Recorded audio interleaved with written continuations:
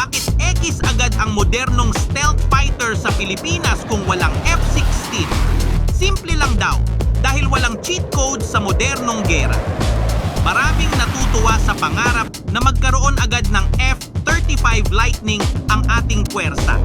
Pero ang hindi alam ng karamihan, kung wala tayong radar ecosystem at sapat na supply chain ng F-16, magiging palamuti lang o hangar queen ang mga mamahaling stealth jets na yon habang inaatake ang ating teritoryo. Hindi lang ito usapin ng pambili, usapin ito ng combat readiness kung saan hindi tayo pwedeng maiwan sa ere habang handang-handa ang kalaban. Gusto mo ba ng buong lohikal na breakdown?